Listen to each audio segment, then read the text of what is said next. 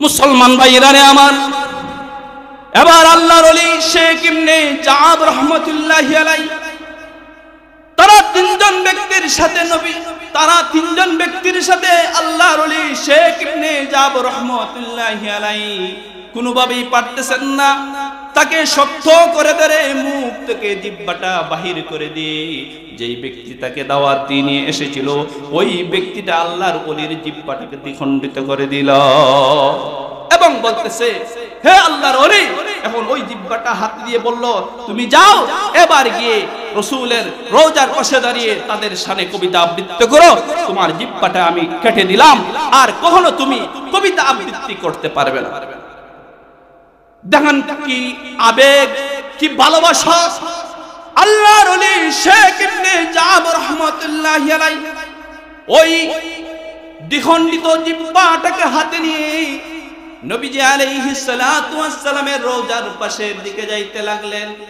ওনার চোখ দিয়ে পানি পড়তেছে।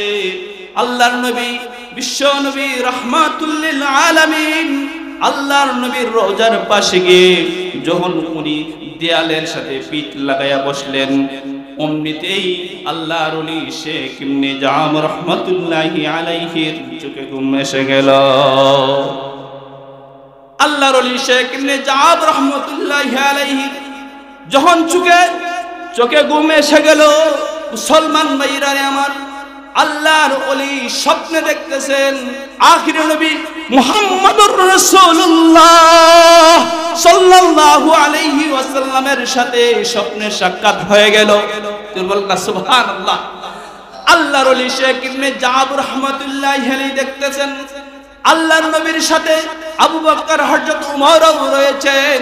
আল্লাহর নবী তার কাছে আসলেন, এসে তার পাশে সেই জিহ্বাটা বখাটের সেই লোক কেটে দিয়েছিল, ওই জিহ্বাটা আখিরি নবী মুহাম্মদুর রাসূলুল্লাহ সাল্লাল্লাহু আলাইহি ওয়াসাল্লাম নিজ হাতে তুলে আল্লাহর নবীর থুতু মুবারক লাগায়া দিয়া যখন তার মুখের ভিতরে লাগায় দিলেন, অমনিতেই তার ঘুম ভেঙে গেল। মুসলমান ভাইরা আমার, আল্লাহর ওলি শেখ ইবনে জাব রাহমাতুল্লাহি আলাইহি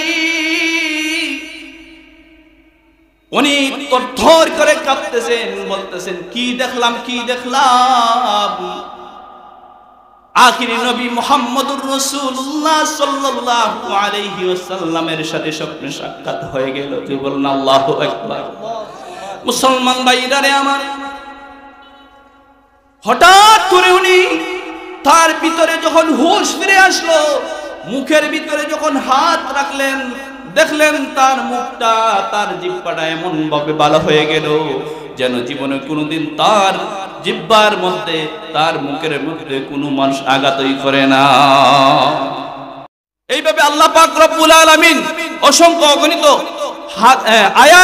আয়াতের মাধ্যমে আল্লাহ পাক রব্বুল আলামিন তার নবীজির সেই চরিত্রের কথা উল্লেখ করে দিয়েছেন, যেই চরিত্রকে যদি কোনো উম্মত গ্রহণ করতে পারে তাহলে ইহকালে এবং পরকালে সে মুক্তি পাবে এবং আল্লাহর পক্ষ থেকে সে অবশ্যই আল্লাহর তৈরি জান্নাতের সে বাসিন্দা হবে। যেন বলেন ঠিক কিনা। সম্মানিত হাজিরিন, এজন্য যদি কোনো মানুষ কোনো আদর্শকে ফলো করতে চায়, অনুকরণ করতে চায়, একমাত্র আদর্শ হলো নবীজি মুহাম্মদুর রাসূলুল্লাহ সাল্লাল্লাহু আলাইহি ওয়াসাল্লামের আদর্শ। ওই আদর্শকে বাদ দিয়ে যদি কোনো মানুষ তার মন গড়া আদর্শ নিয়ে চলাফেরা করে তাহলে দুনিয়া একদিন শেষ হয়ে যাবে, কিন্তু সে কখনো সফলতা অর্জন করতে পারবে না। নবীজি মুহাম্মদুর রাসূলুল্লাহ সাল্লাল্লাহু আলাইহি ওয়াসাল্লাম এমনই একজন মহান চরিত্রের অধিকারী ছিলেন, যেই চরিত্র অনুসরণ করে মক্কার সেই জাহিলি যুগের মানুষেরা যারা নিজের সন্তানদেরকে জীবিত হত্যা করে ফেলত, যারা মদ জুয়ার মধ্যে লিপ্ত ছিল, ওই সমস্ত অন্ধকারের যুগের মানুষেরা আখির নবী মুহাম্মদুর রাসূলুল্লাহ সাল্লাল্লাহু আলাইহি ওয়াসাল্লামের আদর্শকে অনুসরণ করে তারা সোনার মানুষে পরিণত হয়ে গিয়েছেন। জোরে বলেন ঠিক কিনা। সেই মক্কার কাফের বেঈমানেরা নবীজি মুহাম্মদুর রাসূলুল্লাহ সাল্লাল্লাহু আলাইহি ওয়াসাল্লামের আদর্শকে দেখে তারা নবীজিকে আল আমিন উপাধি দিয়েছে। জোরে বলেন ঠিক কিনা? আল আমিন মান বিশ্বস্ত, সত্যবাদী।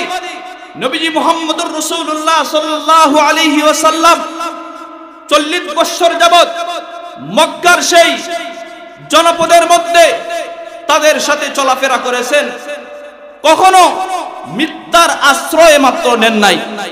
মিথ্যা কথা বলবেন দূরের কথা, মিথ্যার আশ্রয় নেন নাই।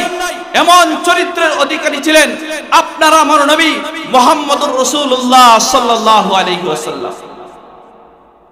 ওই নবীর আদর্শকে আমরা গ্রহণ করতে চাই কি চাই না? জোরে বলেন, আমরা কি চাই?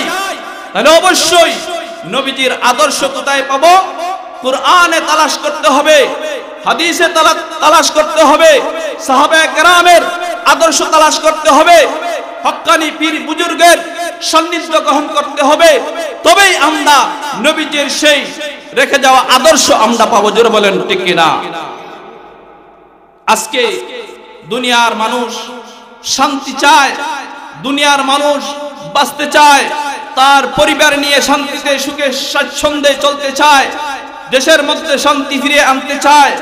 মানুষ জানে না যে যেই নবী মুহাম্মদুর রাসূলুল্লাহ সাল্লাল্লাহু আলাইহি ওয়াসাল্লাম সমস্ত বিশ্বজগতের জন্য রহমত হিসেবে আল্লাহ পাক রব্বুল আলামিন নবীজিকে প্রেরণ করেছিলেন, ওই রহমতের নবীর আদর্শকে বাদ দিয়ে যখন কোন মানুষ তার তন্ত্রমন্ত্র দিয়ে এই জনপদের মধ্যে, দেশের মধ্যে, রাষ্ট্রের মধ্যে, পরিবারের মধ্যে শান্তি ফিরিয়ে আনতে চায়, তারা কসমিন কালেও সেই সুখ শান্তি ফিরিয়ে আনতে পারবে না যতক্ষণ পর্যন্ত মুহাম্মদুর রাসূলুল্লাহ সাল্লাল্লাহু আলাইহি সাল্লামের আদর্শ অনুকরণ না করবে। জোরে বলেন ঠিক কিনা? এজন্য আমাদেরকে শান্তিতে বাঁচতে হলে, পরিবারে শান্তি চাইতে হলে, রাষ্ট্রে শান্তি আসতে হলে একমাত্র অনুসরণ করতে হবে মুহাম্মদুর রাসূলুল্লাহ সাল্লাল্লাহু আলাইহি সাল্লামের আদর্শ।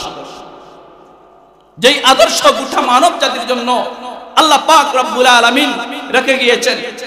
আখিরি নবী মুহাম্মদুর রাসূলুল্লাহ সাল্লাল্লাহু আলাইহি ওয়াসাল্লাম বিদায় হজ্জের ভাষণে আখিরি নবী মুহাম্মদুর রাসূলুল্লাহ সাল্লাল্লাহু আলাইহি ওয়াসাল্লাম সাহাবাদের সামনে ঘোষণা দিলেন, ও আমার সাহাবায়ে কেরাম, আমি কি তোমাদের কাছে পরিপূর্ণভাবে দ্বীনের দাওয়াত পৌঁছে দিতে পেরেছি? সাহাবায়ে কেরামগণ বললেন, হ্যাঁ, অবশ্যই অবশ্যই আপনি দ্বীনের সব কিছুর দায়িত্ব আপনি সুন্দরভাবে আমাদের কাছে পৌঁছিয়ে দিয়েছেন।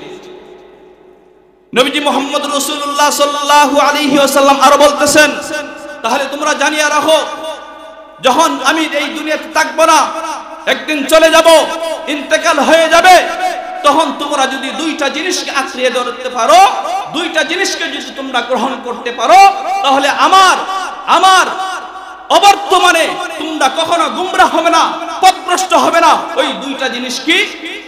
নবীজি হাদিস শরীফের মধ্যে উল্লেখ করেন, তারাকতু ফীকুম আমরাইন লান তাদিল্লু মা তামাসসাকতুম বিহিমা কিতাবাল্লাহি ওয়া সুন্নাত রাসূলিহি। নবীজি আমার সাহাবায়ে কেরামদেরকে লক্ষ্য করে বলেন, ও আমার সাহাবায়ে কেরাম, আমার অবর্তমানে তোমরা কখনো গুমরাহ হবে না, পথভ্রষ্ট হবে না, যদি দুইটা জিনিস আঁকড়িয়ে ধরতে পারো। ওই দুইটা জিনিস কি? একটা হলো আল্লাহর পক্ষ থেকে কিতাব কালামুল্লাহ, আর একটা হলো আমি মুহাম্মদুর রাসূলুল্লাহ সাল্লাল্লাহু আলাইহি ওয়াসাল্লামের হাদিস, অর্থাৎ আমার জীবন আদর্শ। ওই দুইটা জিনিসকে যদি তোমরা আঁকড়িয়ে ধরতে পারো, তাহলে কখনো তোমরা গুমরাহ হবে না। জোরে বলেন ঠিক কিনা? আজকে ওই দুই জিনিস থেকে আমরা অনেক দূরে সরে রয়েছি।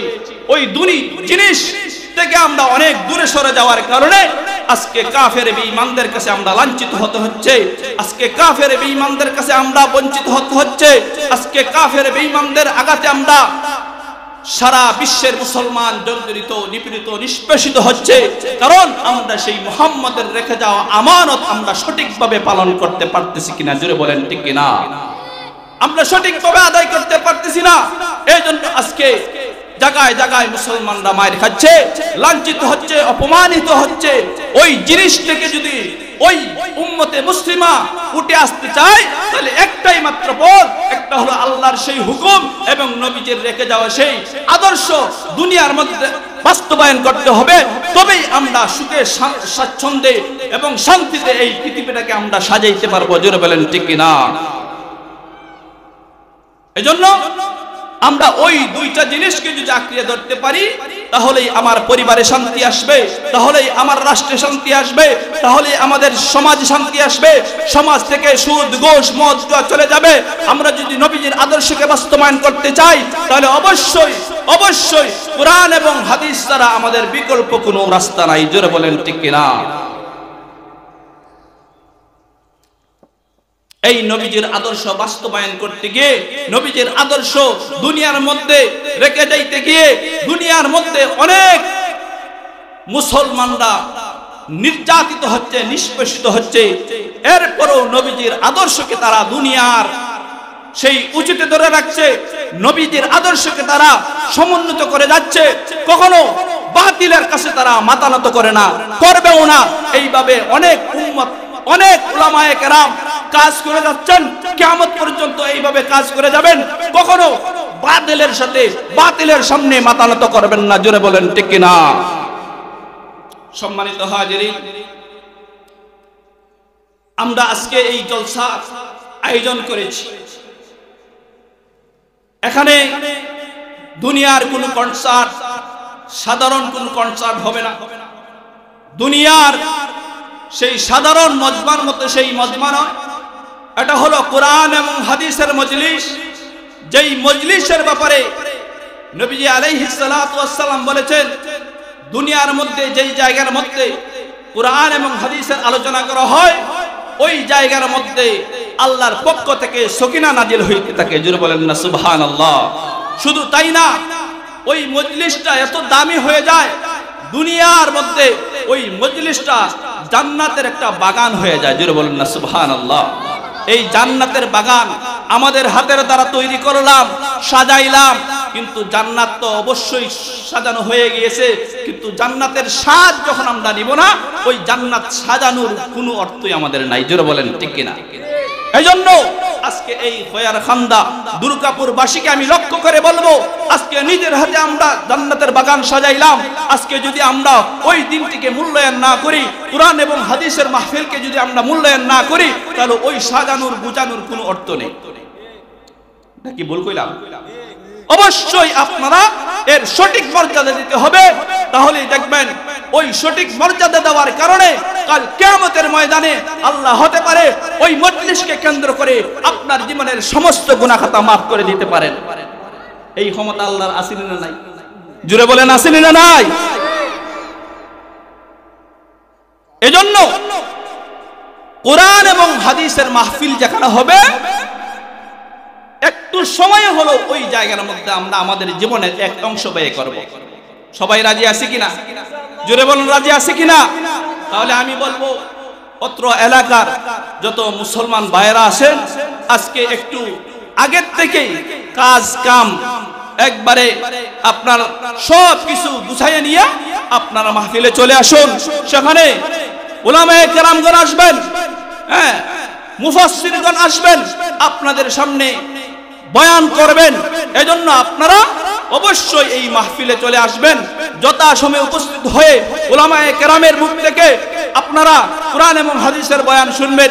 আজকে যদি আমরা ওই বাগান সাজানোর পরে আমরা নিজেই না থাকি, তাহলে এটা অসৌন্দর্য হয়ে যায়। এজন্য ইনশাআল্লাহ সবাই চলে আসবেন। নবীজি মুহাম্মদুর রাসূলুল্লাহ সাল্লাল্লাহু আলাইহি ওয়াসাল্লামের একটি সুন্নতকে, একটি আদর্শকে বাস্তবায়ন করতে গিয়ে আল্লাহর একজন প্রখ্যাত ওলির ঘটনা আমি আপনাদের সামনে পেশ করতেছি। আল্লাহর ওলি শেখ ইবনে জাবর রাহমাতুল্লাহি আলাইহি, উনি আরবি ভাষায় অত্যন্ত সুন্দর চমৎকার কবিতা লিখতে পারতেন। আমাদের দেশে অনেক কবি আছেন, কবি কাজী নজরুল ইসলাম, কবি রবীন্দ্রনাথ ঠাকুর, এইভাবে আরো অনেক ইসলামী লাইনের কবিগণ আছেন, শেখ ফজলুর রহমান, কত সুন্দর তারা কবিতা লিখে গেছেন। এইভাবে শেখ ইবনে জাবর রাহমাতুল্লাহি আলাইহি উনি যেহেতু আরবি ভাষায় অনেক পাণ্ডিত্য অর্জন করেছিলেন, এজন্য উনি আরবিতে কবিতা লিখতে পারতেন। জোরে বলেন, কি লিখতে পারতেন? কবিতা লিখতে পারতেন।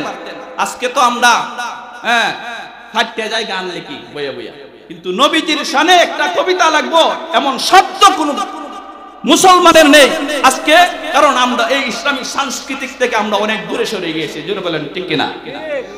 ভাইরা আমার, আল্লাহর ওলি শেখ ইবনে জাবর রহমাতুল্লাহি আলাইহি উনি যেহেতু আরবি ভাষায় অনেক পাণ্ডিত্য অর্জন করেছিলেন, এজন্য যখনই উনি প্রতি বৎসর আল্লাহ উনাকে তৌফিক দিতেন, উনি নবীজির রওজার পাশে যাইতেন এবং প্রতি বৎসরই উনি হজ করার মতো আল্লাহর পক্ষ থেকে সাহায্য পাইতেন। জোরে বলেন ঠিক কিনা?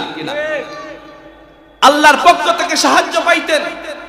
শেখ ইবনে জাবর রহমাতুল্লাহি আলাইহি উনার সেই হজ্জের জীবনে ঘটে যাওয়া একটা ঘটনা উল্লেখ করে বলতেছেন। শেখ ইবনে জাবর রহমাতুল্লাহি আলাইহি, মুসলমান ভাইরা রে আমার, খুব খেয়াল করে মনোযোগ সহকারে আমার সেই ঘটনাটা আপনারা শুনবেন। শেখ ইবনে জাবর রহমাতুল্লাহি আলাইহি ওনার জীবনে ঘটে যাওয়া একটা ঘটনা উল্লেখ করে বলতেছেন, আমি একবার হজ্জে সফরে গেলাম।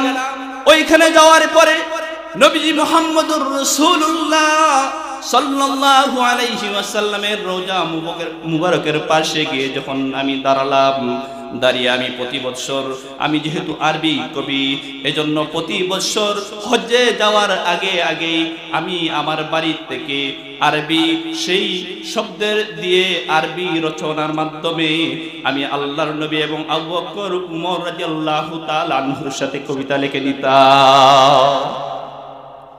উনি যেহেতু আরবি ভাষা অনেক পাণ্ডিত্য অর্জন করেছিলেন, মুসলমান ভাইরা রে আমার, আল্লাহর ওলি শেখ ইবনে জাবর রহমাতুল্লাহি আলাইহি এইভাবে ওনার সেই লিখিত আরবি কবিতাগুলা পাঠ করতে লাগলেন। ভক্তি সহকারে, আবেগ গণনীয় আবেগ সহকারে আল্লাহর নবীর সেই রওজার পাশে দাঁড়িয়ে ওনার সেই লিখিত কবিতাগুলা পাঠ করতে লাগলেন। আল্লাহু আকবার। মুসলমান ভাইরা রে আমার, হঠাৎ করে যখন এইভাবে উনি কবিতা পাঠ করতে শুরু করলেন, বহাটের একজন ব্যক্তি দূর থেকে আল্লাহর ওলি শেখ ইবনে জাবর রহমাতুল্লাহি আলাইহি ওই কবিতাগুলো শুনছে, কিন্তু সে ছিল আল্লাহর রাসূল হযরত আবু বকর হযরত উমর রাদিয়াল্লাহু তাআলা আনহুর শত্রু, অনেক শত্রু, ঘোর শত্রু ছিল। সে যখন শুনতে পাইল সে হযরত রাসূল আকরাম সাল্লাল্লাহু আলাইহি ওয়াসাল্লাম, বন্ধুরা আমার, আল্লাহর ওলি শেখ ইবনে জাবর রহমাতুল্লাহি আলাইহি আল্লাহর নবীর সাহাবী হযরত আবু বকর হযরত উমর রাদিয়াল্লাহু তাআলা আনহুর শানে কবিতা পাঠ করতে শুরু করলো। তখন তার মনের ভিতর এক ধরনের গুসা এসে গেল। হঠাৎ করে ওই অপরিচিত ব্যক্তি আল্লাহর ওলি শেখ ইবনে জাবর রহমাতুল্লাহি আলাইহিকে তার বাড়িতে দাওয়াত করলো। আল্লাহর ওলি শেখ ইবনে জাবর রহমাতুল্লাহি আলাইহি ভাবতে লাগলেন, আমিও হলাম অন্য এক দেশ থেকে আসা মানুষ, আর ওই আরবের মধ্যে এক ব্যক্তি আমাকে দাওয়াত করলো, আমি তার দাওয়াতকে কবুল করব, কারণ দাওয়াত কবুল করা, দাওয়াত রক্ষা করার নবীজির আদর্শ। জোরে বলেন ঠিক কিনা? আপনারা কি অনেক সময় মসজিদের হুজুরকে দাওয়াত দেন? কিসের জন্য? যে হুজুর আমার বাড়িতে যাবেন, সেখানে গিয়ে কোরআন তেলাওয়াত করবেন, দোয়া দুরুস করবেন। আপনার মনের ভিতরে ওই আশা যে হুজুর আমার বাড়িতে এসে যখন কোরআন তেলাওয়াত করবে, আমার ঘরের ভিতরে রহমত আসবে, আমার ঘরের ভিতর থেকে বদগিনি দূর হয়ে যাবে, আমার ঘরের ভিতর থেকে নামাজি পয়দা হবে, আমার ঘরের ভিতর থেকে দিনদারি পয়দা হবে, আমার ঘরের ভিতরটা রহমতের আশা নিয়েই আমরা হুজুরকে দাওয়াত দিই। জোরে বলেন ঠিক কিনা? আল্লাহর ওলি শেখ ইবনে জাবর রহমাতুল্লাহি আলাইহি, মুসলমান ভাইরা আমার খুব খেয়াল করে শুনবেন, আল্লাহর ওলি শেখ ইবনে জাবর রহমাতুল্লাহি আলাইহি এক পর্যায়ে তার দাওয়াতকে কবুল করলেন। যখন ওই ব্যক্তির বাসায় চলে গেলেন, হঠাৎ করে যখন ওই ব্যক্তির বাসায় চলে গেলেন, যাওয়ার পরে ওই ব্যক্তিটাও সাথে গিয়েছিল, কিন্তু তার বাসার ভিতরে ঢোকার সাথে সাথে আর তার সাথে কোনো সাক্ষাৎ নাই।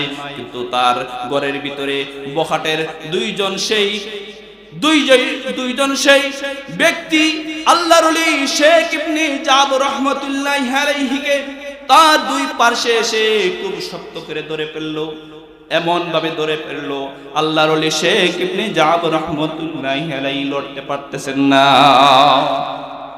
হঠাৎ করে যখন উনি সামনের দিকে তাকাইলেন, মুসলমান ভাইরা আমার, আল্লাহর ওলি শেখ ইবনে জাবর রাহমাতুল্লাহি আলাইহি দেখতে পাইলেন যেই ব্যক্তিটা আল্লাহর ওলি শেখ ইবনে জাবর রাহমাতুল্লাহি আলাইহিকে তার বাসায় দাওয়াত করে নিয়ে আসলো, ওই লোকটা হেসে হেসে উনার দিকে আসতেছে, আর তার হাতে একটা দাঁড়ালো তরবারি, দাঁড়ালো ছুরি, এমন ভাবে দেখায় দেখা হাসতে হাসতে তার নিকট চলে আসলো এবং বলতেছে, ও আল্লাহর ওলি, তোমার ওই জবান দিয়ে নাকি আল্লাহর রাসূল এবং আবু বকর উমরের শানে প্রতি বছর নবীজির রোজার পাশে দাঁড়িয়ে তুমি ওই তোমার জবান দিয়ে কবিতা আবৃত্তি করো, যেই জবান দিয়ে তুমি কবিতা আবৃত্তি করো, আজকে ওই তরবারি দিয়ে তোমার সেই জবানটাকে দ্বিখণ্ডিত করে দিব। জোরে বলেন না নাউজুবিল্লাহ। মুসলমান ভাইরা আমার, এবার আল্লাহর ওলি শেখ ইবনে জাবর রাহমাতুল্লাহি আলাইহি তারা তিনজন ব্যক্তির সাথে আল্লাহর ওলি শেখ ইবনে জাবর রাহমাতুল্লাহি আলাইহি কোনোভাবেই পারতেছেন না, তাকে শক্ত করে ধরে মুখ থেকে জিহ্বাটা বাহির করে দিয়ে যেই ব্যক্তি তাকে দাওয়াত দিয়ে নিয়ে এসেছিল ওই ব্যক্তিটা আল্লাহর ওলির জিহ্বাটাকে দ্বিখণ্ডিত করে দিল এবং বলতেছে, হে আল্লাহর ওলি, এখন ওই জিহ্বাটা হাত দিয়ে বলল, তুমি যাও এবার গিয়ে রাসূলের রওজার পাশে দাঁড়িয়ে তাদের শানে কবিতা আবৃত্তি করো, তোমার জিহ্বাটা আমি কেটে দিলাম, আর কখনো তুমি কবিতা আবৃত্তি করতে পারবে না। দেখেন কি আবেগ, কি ভালোবাসা। আল্লাহর ওলি শেখ ইবনে জাবর রাহমাতুল্লাহি আলাইহি ওই দ্বিখণ্ডিত জিহ্বাটাকে হাতে নিয়ে নবীজি আলাইহিস সালাতু ওয়াস সালামের রওজার পাশের দিকে যাইতে লাগলেন। ওনার চোখ দিয়ে পানি পড়তেছে। আল্লাহর নবী, বিশ্ব নবী রাহমাতুল লিল আলামিন, আল্লাহর নবীর রওজার পাশে গিয়ে যখন উনি দেয়ালের সাথে পিঠ লাগাইয়া বসলেন, অমনিতেই আল্লাহর ওলি শেখ ইবনে জাবর রাহমাতুল্লাহি আলাইহির চোখে ঘুম এসে গেল। আল্লাহর ওলি শেখ ইবনে জাবর রাহমাতুল্লাহি আলাইহি যখন চোখে ঘুম এসে গেল, মুসলমান ভাইরা আমার, আল্লাহর ওলি স্বপ্নে দেখতেছেন আখির নবী মুহাম্মদুর রাসূলুল্লাহ সাল্লাল্লাহু আলাইহি ওয়াসাল্লামের সাথে স্বপ্নে সাক্ষাৎ হয়ে গেল। বলুন না সুবহানাল্লাহ। আল্লাহর ওলি শেখ ইবনে জাবর রাহমাতুল্লাহি আলাইহি দেখতেছেন আল্লাহর নবীর সাথে আবু বকর, হযরত উমরও রয়েছেন। আল্লাহর নবী তার কাছে আসলেন, এসে তার পাশে সেই জিহ্বাটা বখাটের সেই লোক কেটে দিয়েছিল, ওই জিহ্বাটা আখিরি নবী মুহাম্মদুর রাসূলুল্লাহ সাল্লাল্লাহু আলাইহি ওয়াসাল্লাম নিজ হাতে তুলে আল্লাহর নবীর থুতু মুবারক লাগায়া দিয়া যখন তার মুখের ভিতরে লাগায়া দিলেন, অমনিতেই তার ঘুম ভেঙে গেল। মুসলমান ভাইরা আমার, আল্লাহর ওলি শেখ ইবনে জাবর রাহমাতুল্লাহি আলাইহি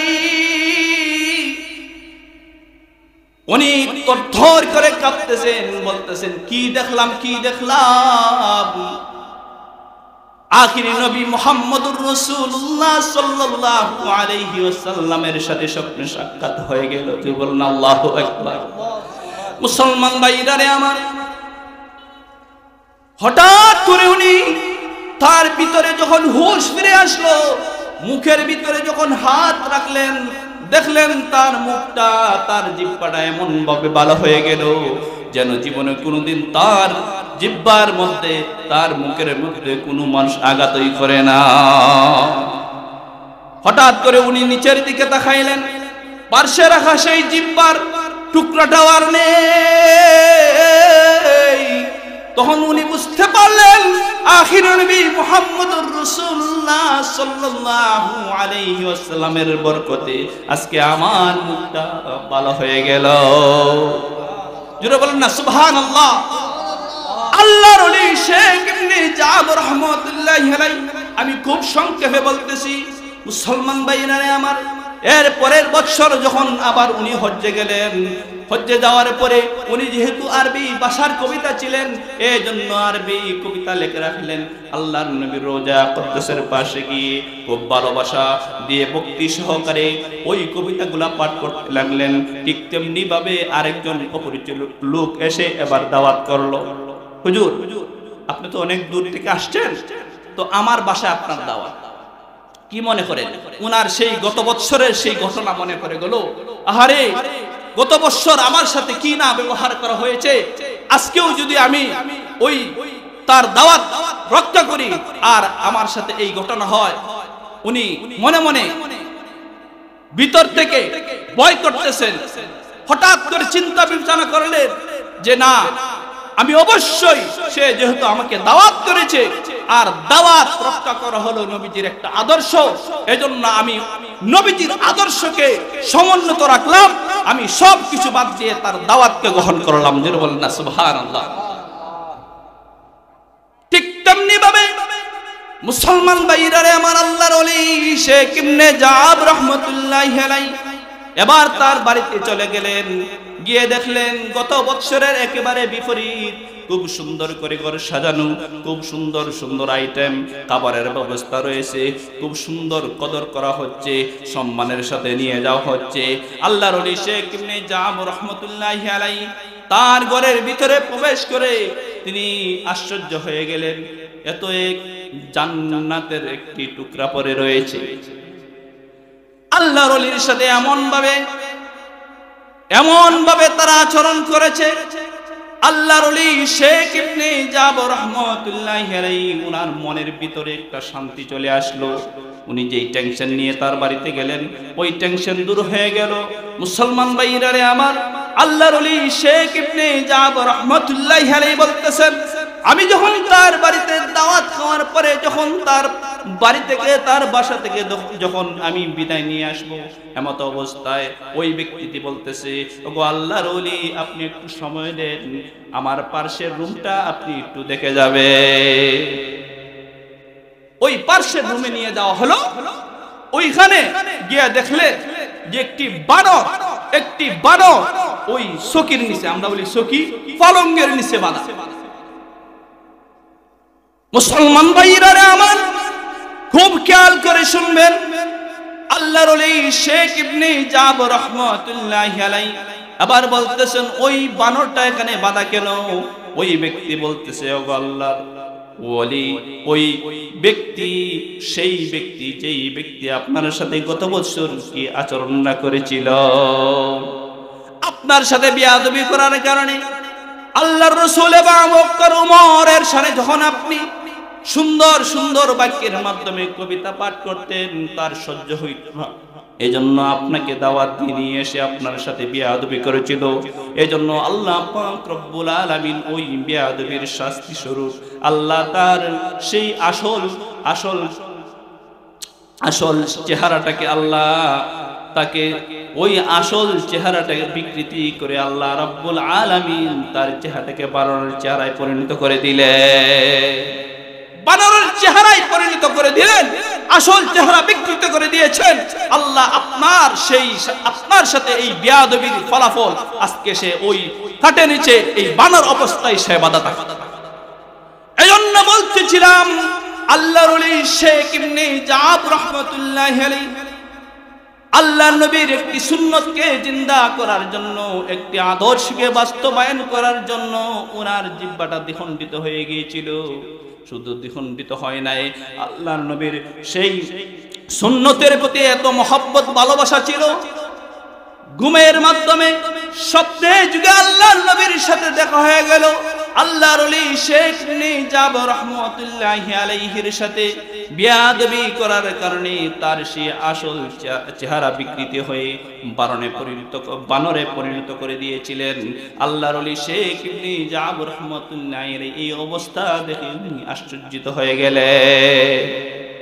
এজন্য মুসলমান ভাইরারে আমার, যেই সমস্ত উলামায়ে কেরাম, ওলি আউলিয়া, যারা আল্লাহর রাসূলের ওয়ারিস, যারা কোরআন এবং হাদিস ভিত্তিক সমাজের মধ্যে কোরআন এবং হাদিসের সেই আদর্শ ফুটে তুলতে চান, তাদের বিরুদ্ধে কখনো যাবেন না, কপাল খারাপ হয়ে যাবে। কপাল খারাপ হয়ে যাবে। আল্লাহ যদি আপনার প্রতি অসন্তুষ্ট হয়ে যান তাহলে দুনিয়া এবং আখিরাত আপনার জন্য বরবাদ হয়ে যাবে। জোরে বলেন ঠিক কিনা? এজন্য হক্কানি উলামায়ে কেরামের সাথে সদা সর্বদা থাকবেন এবং তাদের সাথে উঠা বসা করবেন এবং কোরআন হাদিসের জ্ঞান নিয়ে যাবেন, কারণ তার হলো নবীজির ওয়ারিস। জোরে বলেন ঠিক কিনা? আল্লাহর ওলি শেখ ইবনে জাব রাহমাতুল্লাহি আলাইহি আল্লাহর ওলির সাথে বেয়াদবি করার কারণে তার কি অবস্থা হয়েছে। এজন্য হক্কানি পীর বুজুর্গ উলামায়ে কেরামের সাথে যারা থাকবে অবশ্যই কোরআন এবং হাদিসের জ্ঞান তারা দিবেন এবং কোরআন হাদিস ভিত্তিক আপনার আমার জীবনটাকে সাজাইতে পারবো। আমরা কি সবাই চাই কোরআন এবং হাদিস ভিত্তিক নিজের জীবনকে পরিচালনা করার জন্য? আমরা কি চাই কোরআন হাদিস ভিত্তিক দেশটাকে পরিচালনা করার জন্য?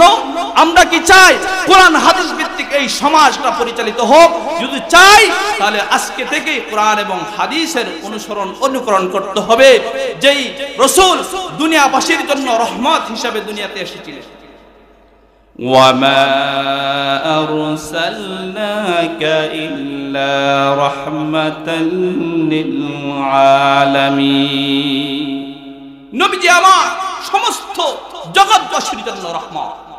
যেই নবীর খাতিরে আজকে আমরা ইসলাম পেয়েছি, যেই নবীর খাতিরে আজকে আমরা ওই নবীর উম্মত হওয়ার কারণে শ্রেষ্ঠ উম্মত হয়েছি, যেই নবীর খাতিরে আল্লাহ পাক রব্বুল আলামিন নবীকে এমন একটা দোয়া নবীকে রিজার্ভ করে দিয়েছেন, রিজার্ভ সেই দোয়াটা কাল কিয়ামতের ময়দানে আল্লাহর নবী তার উম্মতের জন্য ব্যয় করবেন। জোরে বলেন না সুবহানাল্লাহ। আমরা এমন একজন রহমতের নবী, বরকতের নবী পেয়েছি, যখন আল্লাহর নবী, বিশ্ব নবী রাহমাতুল লিল আলামিন কিয়ামতের ময়দানে আল্লাহর নবীকে আল্লাহ রাব্বুল আলামিন বলবেন, ওগো নবী আপনি কি সন্তুষ্ট হয়েছেন? তখন নবীজি আমার বলবেন, ওগো আল্লাহ যতক্ষণ পর্যন্ত আমার একটি উম্মত জাহান্নামের মধ্যে থাকবে ততক্ষণ পর্যন্ত আমি রাসূল সন্তুষ্ট হব না, ততক্ষণ পর্যন্ত আমি রাসূল আনন্দিত হব না। আল্লাহ পাক রব্বুল আলামিন শেষ পর্যন্ত নবীজির ওই কথাটাকে আল্লাহ কবুল করবেন এবং আল্লাহর নবীর সমস্ত উম্মতদেরকে আল্লাহ পাক রব্বুল আলামিন এক করে যে জান্নাতবাসী করে দিবে। আমরা এমন একজন নবীর উম্মত হইতে পারে আমরা খুশি না বেজার? এই নবীর আদর্শকে যদি আমরা বাস্তবায়ন করি তাহলে আমাদের জীবনে শান্তি আসবে, পরিবারে শান্তি আসবে, সমাজে শান্তি ফিরে আসবে, রাষ্ট্রে শান্তি ফিরে আসবে। আল্লাহর রাসূল সাল্লাল্লাহু আলাইহি ওয়াসাল্লাম ওই মক্কা নগরীতে যখন ছোট থেকে নিয়ে চলাফেরা করতে শুরু করলেন, ওই মক্কার লোকেরা নবীজিকে প্রথম থেকেই সত্যবাদী এবং বিশ্বস্ততার সাথে তাদের টাকা পয়সা নবীজির কাছে জমা রাখতো। বলেন না সুবহানাল্লাহ। মুসলমান ভাইরা আমার শুধু তাই না, কাবা শরীফ একবার, কাবা শরীফের চতুর্দিকে একবার নতুন করে সংস্কার করা হলো। মক্কার সেই কুরাইশ বংশের লোকেরা কাবা শরীফকে নতুন রূপে সংস্কার করতে লাগলো। আমি খুব সংক্ষেপে বলতেছি কারণ সময় কম। আল্লাহর নবী ওই সমাজের মধ্যে উঠা বসা করেন। কাবা শরীফ মক্কার লোকদের কাছে সব সময় তারা সম্মানের সাথে ওই কাবা শরীফকে দেখভাল করত। কাবা শরীফের নতুন করে সংস্কারের কাজ করলো। আদম আলাইহিস সালাতু ওয়াস সালাম জান্নাত থেকে ওই হজরে আসওয়াদ, কালো পাথর, যারা হাজী সাহেব গিয়েছেন তারা দেখছেন, ওই হজরে আসওয়াদ কালো পাথর, জান্নাতি পাথর, বরকতময় পাথর ওই কাবা শরীফের দেয়ালে, ওই কাবা শরীফের দেয়ালের মধ্যে কারা স্থাপন করবে? কোন গোত্রের লোকেরা ওই কাবা শরীফের মধ্যে হজরে আসওয়াদ থেকে স্থাপন করবে? এই নিয়ে একটা মারামারি হানাহানি হওয়ার উপক্রম হয়ে গেল। অনেক সময় দেখছেন না আমাদের সমাজে যাদের গোষ্ঠীর লোক বেশি তারা একটু আলাদা শক্তি দেখানোর ভাব থাকে যে আমার গোষ্ঠীর লোক বেশি, আমার পাওয়ার বেশি। জোরে বলেন ঠিক কিনা? মুসলমান ভাইরা আমার, ওই সমস্ত জিনিস থেকে যদি আমরা বের হয়ে না আসতে পারি, তাহলে আমি গোষ্ঠীর লোক দিয়ে কি করব?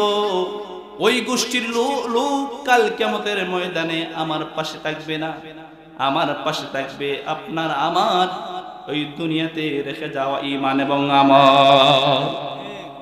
মুসলমান ভাইরা আমার, আল্লাহর নবী বিশ্ব নবী রাহমাতুল লিল আলামিন তখন পর্যন্ত নবুয়ত প্রাপ্ত হন নাই।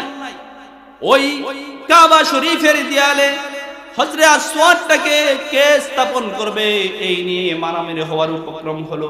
তখন সবাই একটা সিদ্ধান্ত দিল, এইভাবে তো সমাধান হয় না, মারামারি চলবেই চলবে। এজন্য আমরা একটা সিদ্ধান্ত যাই, সবাই বলবো যে আগামী কালকে ভোরবেলায় ওই কাবা শরীফের সেই প্রধান ফটকের ভিতর দিয়ে যে প্রবেশ করবে আর ওই ব্যক্তি যা সিদ্ধান্ত দিবে ওই মোতাবেক আমরা আমল করবে। জোরে বলেন না সুবহানাল্লাহ। আল্লাহর নবী যেই সমাজে বাস করেন, নবীজির আগে ওই প্রধান ফটক দিয়ে অন্য কোনো মানুষ চলে আসবে, এটা কি হতে পারে? অবশ্যই না।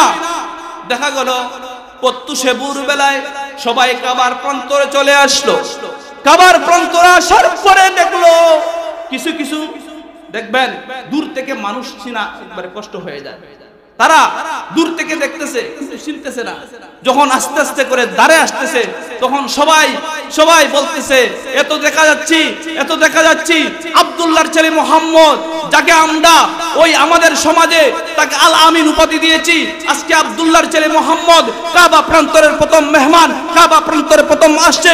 আজকে আমরা নির্দ্বিধায় সবাই এক বাক্যে বলে উঠলো, আজকে আব্দুল্লাহর ছেলে মুহাম্মদ আমাদের এই বিষয়ে যা ফয়সালা দিবে আমরা মাথা পেতে নিব। জোরে বলেন না সুবহানাল্লাহ। আল্লাহর নবী বিশ্ব নবী মুহাম্মদুর রাসূলুল্লাহ সাল্লাল্লাহু আলাইহি ওয়াসাল্লাম কি আদর্শ রেখে গেলেন। নবীজির গায়ে একটি চাদর ছিল, এরকম চাদর নবীজির গায়ে চাদর রেখে দিলেন মাটিতে। আর সেই হজরে আসওয়াদ বরকতময় পাথরটাকে নবীজি আলাইহিস সালাতু ওয়াস সালাম নিজ হস্ত দ্বারা, নিজ হাত দ্বারা ওই চাদরের মধ্যে রেখে দিলেন এবং বলতে লাগলেন, হে আমার গোত্রের লোকেরা, হে মক্কার কুরাইশ বংশের লোকেরা, হে আমার জনপদের লোকেরা, তোমাদের মধ্যে থেকে 4টি গোত্রের মধ্যে থেকে বড় বড় যারা আছে নেতৃবৃন্দ, যারা সমাজের পরিচালনা করতেছে, তাদেরকে নিয়ে আসো আর তাদেরকে তোমরা পাঠিয়ে দাও। ওই চাদরের 4 কোণার মধ্যে তারা ধরবে এবং তারা সবাই ওই চাদরটাকে উঠিয়ে নিয়ে কাবার সেই প্রান্তরে রেখে দেবে। সুবহানাল্লাহ। তখন সবাই বলল, হ্যাঁ এই যে ফয়সালা এটা আমাদের জন্য সুন্দর হয়েছে। ওই ফয়সালা তারা মেনে নিল, ওই ফয়সালা তারা গ্রহণ করে নিল।